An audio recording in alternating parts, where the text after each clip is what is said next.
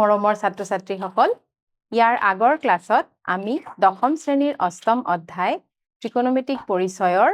অনুপাতৰ বিষয়ে আলোচনা কৰিছিলো তাৰ পিছত উদাহৰণখিনিও ডিসকাস কৰিছিলো আৰু অনুশীলনী 8.1 ৰ প্ৰথম 4টা অংক কৰিছিলো এতিয়া আমি তাৰ পিছৰখিনি 8.1 বা অনুশীলনী 8.1 ৰ ইয়াৰ পিছৰ 4ৰ পিছৰ যোনখিনি আছে সেইখিনি আলোচনা কৰো আহা সো এটো হল আমাৰ আজিৰ ক্লাছৰ প্ৰথম অংক কি আছে দিয়া আছে যে sec theta equals to 13/12 আন ত্ৰিকোণমিতিক অনুপাতবোৰ গণনা কৰা তোমালোকে ইতিমধ্যে পাৰা হৈছাই হেতু কাৰণে এটো তোমালোকলে ইজিয়ে হয় হয়নে যদি তোমালোকে প্ৰ্যাকটিস কৰিছা তেনে হলে এখিনি তোমালোকে ইজিলি পাৰিবা তথাপি আজি আমি এটোৰে আৰম্ভ কৰো সো আমি আগতো যেনেকৈ কৰিছো আমি প্ৰথমতে এটা ৰাফ ডায়াগ্ৰাম কৰি লও নিজৰ সুবিধাৰ কাৰণে সো এটো ধৰা সমকোণী ত্ৰিভুজ A B C যাৰ এই কোণটো হল থিটা ঠিক আছে সো থিটা সাপেক্ষে যেটো উলাম থিটাৰ বিপৰীত বাহুটো কি হয় থিটাৰ বিপৰীত বাহুটো হল লম্ব থিটাৰ সন্নিহিত যোনটো বাহু হেতু হল ভূমি আৰু 90 ৰ অপোজিট যোনটো হেতু কি হয় অতিভুজ এখিনি আমি পাইছো হয়নে এতিয়া আমি কি কৰিম এতিয়া আমি ইয়াৰ পৰা বাকি বুৰুলিয়াম বাকি অনুপাতবোৰ মানে sin থিটা cos থিটা tan থিটা হেবোৰ উলিয়াম ঠিক আছে সো আমাক কি দিয়া আছে এটো আৰম্ভণিতে আমি এখিনি চাই লও যে আমাৰ sec থিটাৰ অনুপাতটো কি আছিল sec থিটা কিমান আছিল আমাৰ sec থিটা আছিল যেহেতু sec থিটা cos থিটাৰ অনন্য সো cos থিটা হল b/h sec থিটা হল h/b হয়নে সো এতিয়া আমি লিখো ইয়াৰ পৰা আমি লিখো দিয়া আছে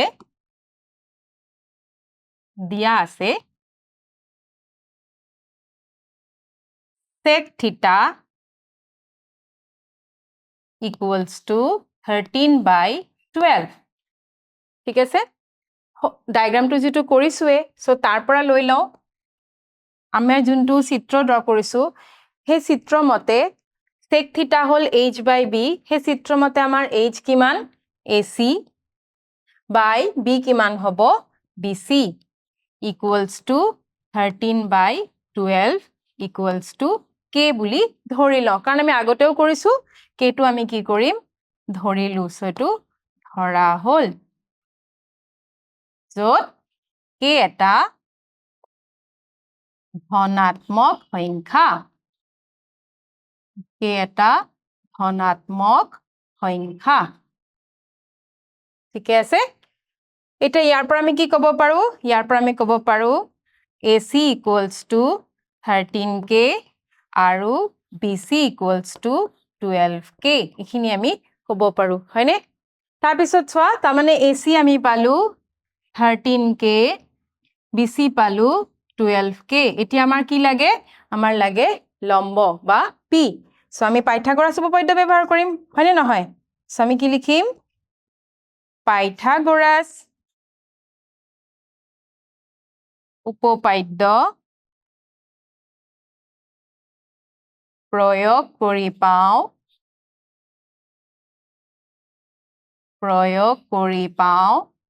কি পাম আমি পাইথাগোৰাছ থিওৰেম প্ৰয়োগ কৰিলে পাইথাগোৰাছ উপপাদ্য প্ৰয়োগ কৰিলে আমি কি পাও আমি জানো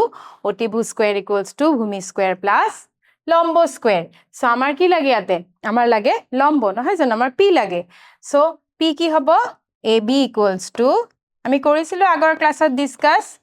ab ইকুৱেলছ টু কি হ'ব ac square minus bc square ঠিক আছে সো এতিয়া আমি ভ্যালুবোৰ বহাম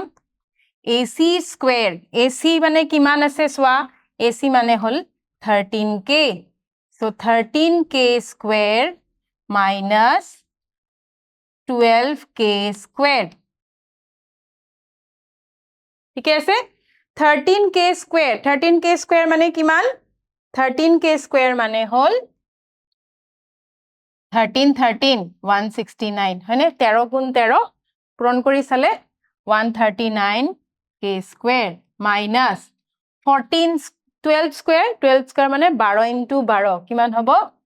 144 k square এতিয়া এটো কিমান হ'ব বিয়োগ কৰিলে 25 k square আৰু 25 ৰ বৰ্গমূল কিমান 25 ৰ বৰ্গমূল হ'ল 5 so 5k আমি কিমান পালো আমি কি পালো 5k হ'ল আমাৰ ab ঠিক আছে সো আমি এতিয়া ইয়াতে লিখি লও আমাৰ ab মানে হ'ল h যোনটো হ'ল ab মানে h নহয় দিয়া ab মানে কি আছিল চাই লওঁচোন ab মানে হ'ল p হয়নে সো ab মানে p equals to ab মানে p equals to 5k ঠিক আছে b মানে কিমান b হল bc হল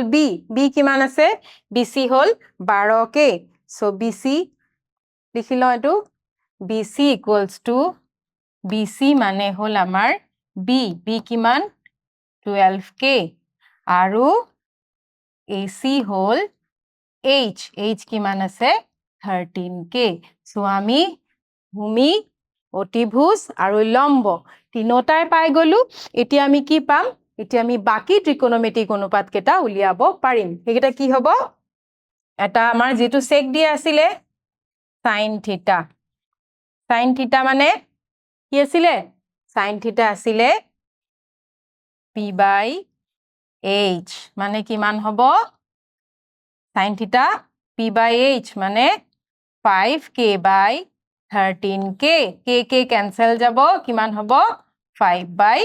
12 হল নেক্সট কি আছে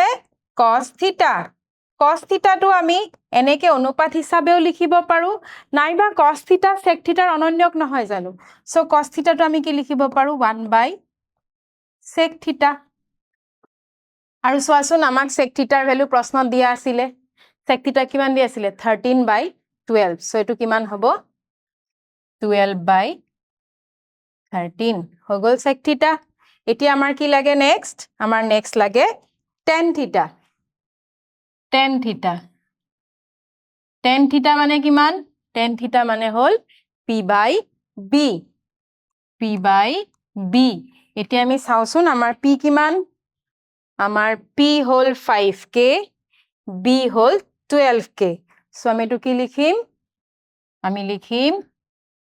5k by 12k তাৰ মানে কিমান হ'ব k cancel গৈ 5 by 12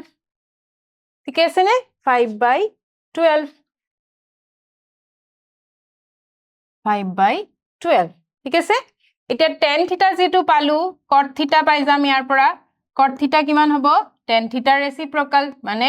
b by b তাৰ মানে কিমান হ'ব 12 by 5 ঠিক আছে নে tan θ cot θ ৰেচিপ্ৰকাল সো আমাৰ আৰু কি উলিয়াব আছে cosec θ কাৰ অনন্য cosec θ হল sin θ ৰ অনন্যক সো sin θ আমি কিমান পাইছিলো 5 by 12 সো এটা কিমান পাম 12 by 5 এটো হল 1 by sin θ ৰ অনন্য ৰেচিপ্ৰকাল সো এটো কি হ'ব 12 by 5 সো উলাই গল আমাৰ গোটে কেটা ত্ৰিকোণমিতিক অনুপাত সোৱা আটাইবোৰ উলালে নে হেয়া sin cos sin θ cos θ then tan θ cot θ cosec θ so আমাৰ এটা question number 5 আমাৰ solve হৈ গল এতিয়া আমি next to চাও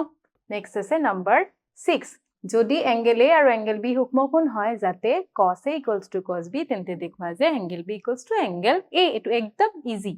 এটো কাৰণে আমি কি কৰিম এটা সমকোণী ত্ৰিভুজ ড্ৰ কৰি লও সমকোণী ত্ৰিভুজ এটো C A B কিয় C দিলু কাৰণ যেহেতু কৈ দিছে A আৰু B হুকমকোণ হেতু কাৰণে C কোণটো কি হ'ব 90 আৰু C ৰ বিপৰীত বাহু হল আমাৰ অতিভুজ এখিনি আমি জানুৱে এতিয়া আমাক কি দিয়া আছে আমাক দিয়া আছে cos A equals to cos B অকল এখিনি দিয়া আছে সো ইয়াৰ কাৰণে আমি কি কৰিম এতিয়া আমি প্ৰথমতে লিখি লও যে ABC সমকোণী ত্ৰিভুজৰ ABC সমকোণী ত্ৰিভুজৰ ABC সমকোণী ত্ৰিভুজৰ angle C equals to 90 degree কাৰণ এংগল A আৰু এংগল B সমকোণ বুলি দিয়া আছে কলুৱে সো আৰু কি দিয়া আছে cos A equals to cos B এটো দিয়া আছে cos A কোণ সাপেক্ষে সোৱা A কোণ সাপেক্ষে ভূমি কি হ'ব AC আৰু অতিভুজ কি AB সো ভূমি হল AC অতিভুজ হল AB ঠিক আছে দেন cos B মানে B কোণ সাপেক্ষে B কোণ সাপেক্ষে ভূমি কি ভূমি হল BC আৰু অতিভুজ সেম অতিভুজ কিমান AB সো আমি AB কাটি দিব পাৰো তেতিয়া আমাৰ কি থাকিব আমাৰ থাকিব AC equals to BC ঠিক আছে AC equals to BC তাৰ মানে AC বাহু আৰু BC বাহু সমান যদি AC বাহু আৰু BC বাহু সমান হয় তেন্তে আমি ক'ব পাৰো নে যে angle A equals to angle B কিয় এতিয়া কবা কিয় কাৰণ আমি পাইছিলো মনত কৰা আমি পাইছিলো যে ত্ৰিভুজৰ সমান বাহুৰ বিপৰীত কোণ সমান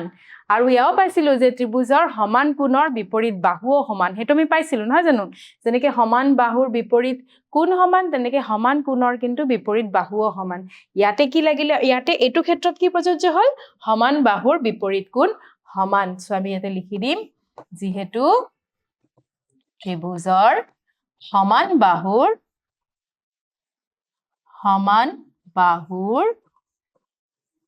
বিপৰীত কোণ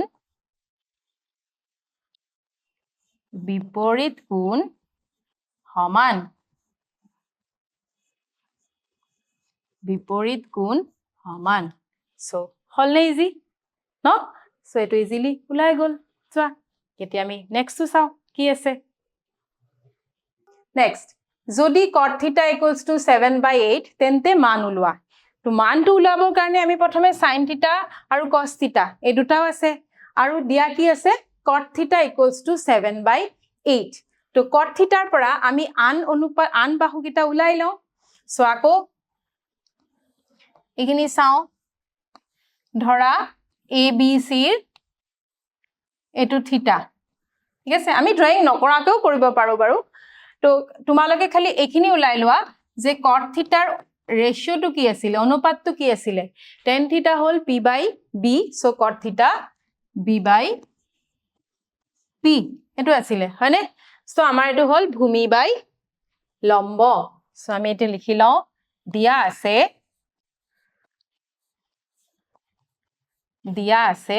কি দিয়া আছে cot θ equals to 7/8 এটা আমি উইথ ডায়াগ্রাম সাপোজ আমাৰ ওচৰত ডায়াগ্ৰাম আমি ড্ৰ কৰা নাই তেতিয়া আমি কেনেকৈ কৰিম হেতু লিখো ঠিক আছে সো b/p মানে ভূমি বাই লম্ব equals to 7/8 equals to k এটো আমাৰ ধৰা হল যত k এটা ধনাত্মক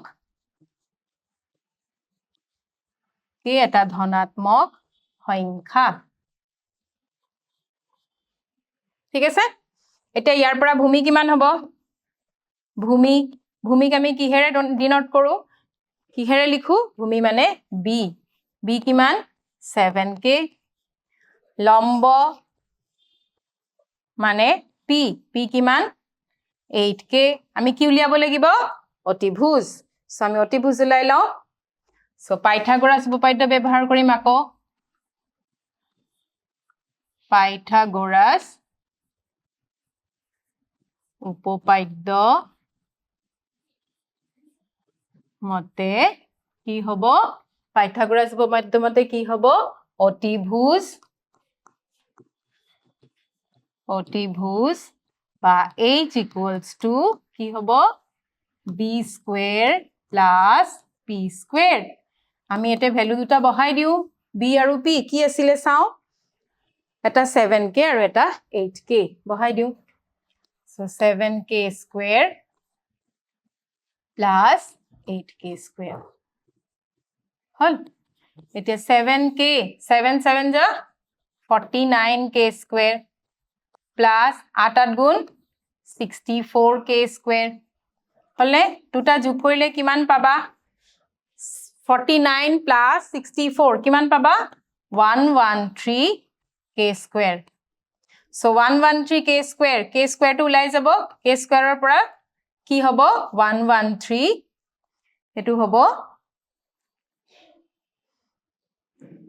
root over 113k হৈ গল সো আমি h পাই গলো হয়নে সো এতিয়া আমি চাও যে আমাক প্ৰশ্নটো কি দিছিলে 1 plus sin theta into 1 minus sin theta by 1 plus cos theta into 1 minus cos theta. So, এতিয়া আমি এখিনি solve কৰো ঠিক আছে সো আমি কি solve কৰিম এতিয়া এটো দিয়া আছিলে এটা আমি ইয়াৰ পৰা এখিনি solve কৰিম ঠিক আছে So, number 1 কি আছে 1 plus sin theta by 1 minus sin theta into 1 plus cos theta into 1 minus cos theta. হৈ গল এতিয়া আমি ভ্যালু কেটা বহোৱাৰ আগত তোমালোকে এটা ফৰ্মুলা পাইছিলা a plus b into a minus b equals to a square minus b square মনত আছে তোমালোকে ফৰ্মুলাটো পাইছিলা এতিয়া আমি হেতু ফৰ্মুলা ইয়াতে ব্যৱহাৰ কৰিম কি লিখিম a ঠাইত আছে 1 so 1 square মানে কিমান হয় 1 minus b square b মানে b ঠাইত কিমান আছে sin theta so sin theta square হেতু আমি লিখো কেনেকে sin square theta তলটো একে ধৰণে 1 plus cos into 1 minus cos ইয়াতে a ঠাইত আছে 1 so 1 square মানে 1 minus cos theta square মানে হল লিখিম আমি cos square theta ঠিক আছে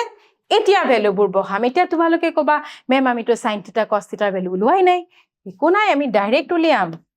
ডাইৰেক্ট লিখিম ইমান কেটা কৰাৰ পিছত আকৌ এতিয়া বাৰে বাৰে উলাই কি দৰকাৰ আছে আমি খালি সুবিধাৰ কাৰণে এখিনি লিখি লও sin theta মানে p by h আৰু cos theta মানে b by h এখিনি লিখি লও ঠিক আছে এতিয়া আমি যেতিয়া ভ্যালুবোৰ বহাম আমি sin theta ৰ ঠাইত কি বহাব লাগিব p by h সো আমি চাই লও যে আমাৰ p আৰু h কি আছিল সোৱা এটো হল আমাৰ h কিমান আছিল 1 1 root over 113k আৰু p কিমান আছিল p আছিল 8k ঠিক আছে p 8k b 7k ঠিক আছে so p 8k b 7k so এটো হল 8k by root over 113k square তলত কি হ'ব 1 minus b by h b কিমান আছিল 7k so 7k by h hall root over 113k square সোৱা k k কাটা যাব ইয়াতো k k কাটা যাব হয়নে এতিয়া থাকিব কি 1 minus 8 square মানে 64 by square root cancel যাব কিমান হবে তো 113 divided by 1 minus 7 square whole 49 by 113 এতিয়া লখাগু লোৱা লখাগু ললে কিমান হ'ব লখাগু 113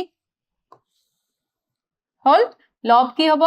113 minus 64 ইয়াতে কি হ'ব ইয়াতেও লখাগু 113 তোমালোকে এবোৰ দশম এবোৰ ভগ্নাংশৰ যোগ বিয়োগ এবোৰ তো কৰি চাই জানাই নহয় জানো 113 minus 49 এটা 113 cancel যাব হয়নে সো থাকিলে কি 113 minus 64 কিমান হ'ব 49 তলত 113 minus 49 কিমান হ'ব 64 আমি পাই গলো ঠিক আছে নেক্সট চাও কি আছে যদি cot theta equals to 7/8 তেন্তে মান উলোৱা okay cot theta হল 7/8 আমাক দিয়া আছে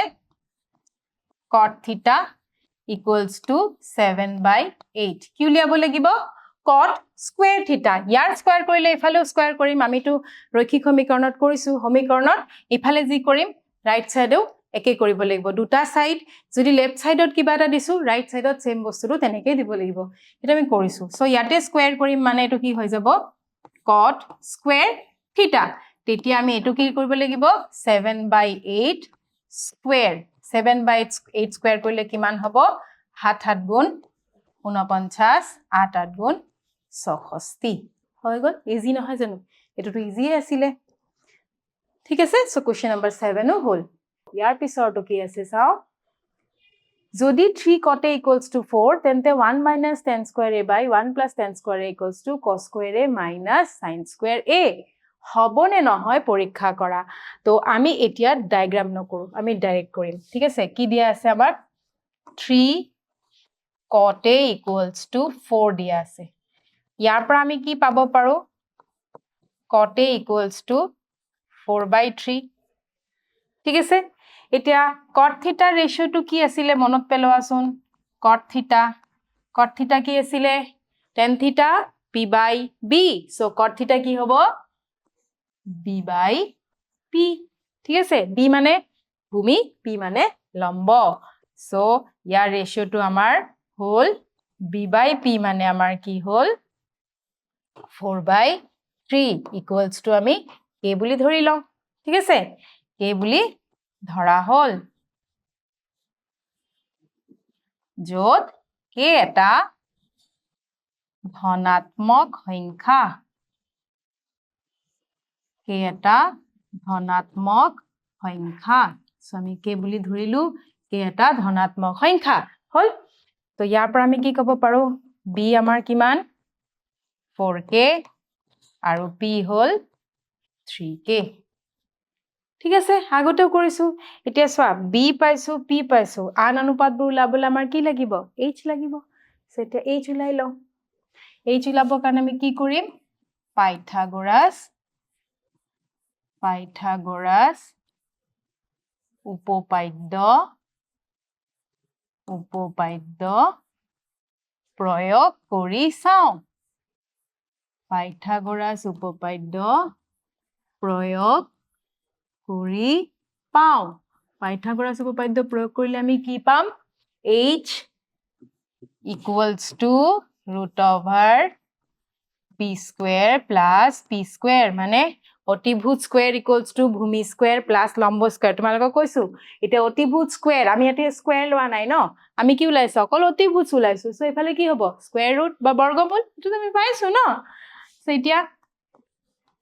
b কিমান আছিল চাই লও b আছিল 4k p আছিল 3k সো এখিনি দি লও 4k square plus 3k square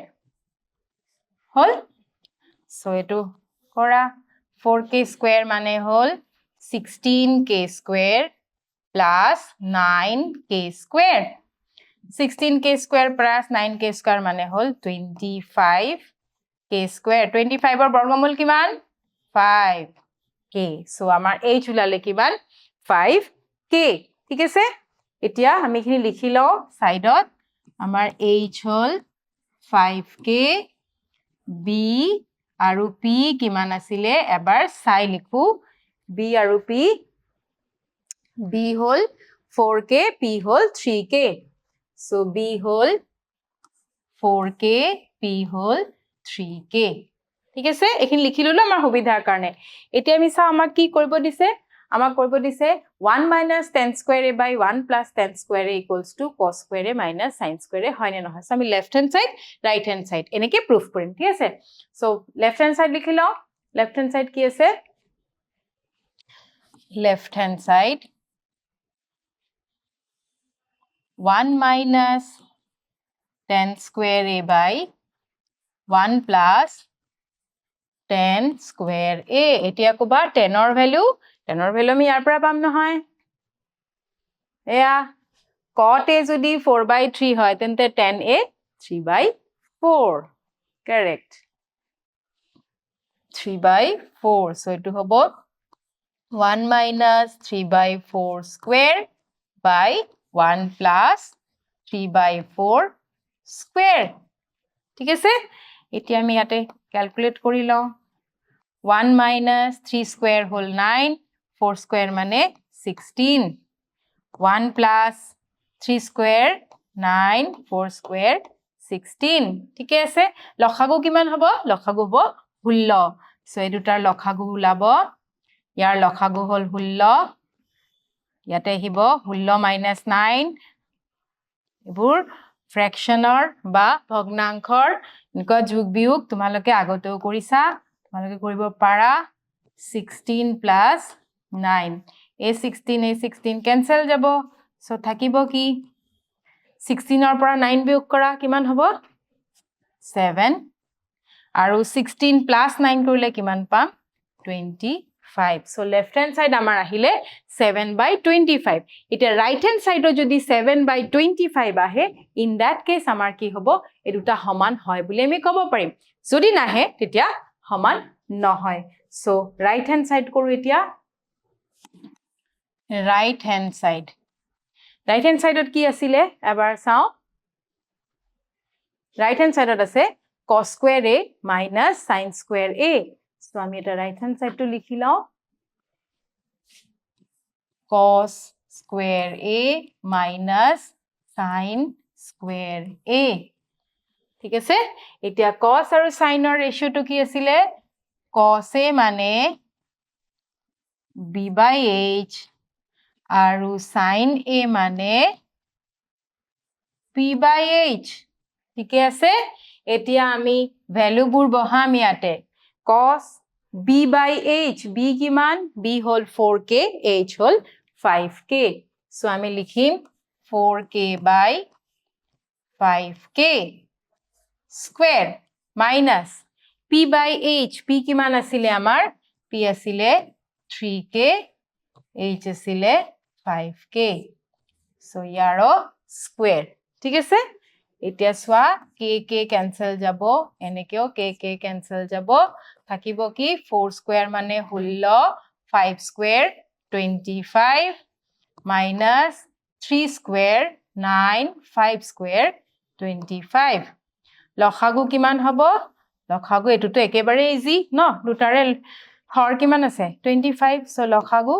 25 ওপৰত 16 minus 9 তাৰ মানে কিমান হ'ল 7/25 আৰু আমি আগতে কিমান পাইছিলো 7/25 সো আমি ইয়াৰ পৰা ক'ব পাৰো নে যে left hand side equals to right hand side so left hand সাইডত কি আছে ইয়াৰ পৰা আমি ক'ব পাৰো যে 1 minus 10 square a by 1 plus 10 square a equals to cos square a minus sin square a হয় হৈ গল ইজি হয়নে সো আজি আমি ইয়াতে শেষ কৰিলো ইয়াৰ পৰৱৰ্তী যোনবোৰ আছে অংক হেবোৰ আমি ইয়াৰ নেক্সট ভিডিঅত তোমালোকক লগত আলোচনা কৰিম ধন্যবাদ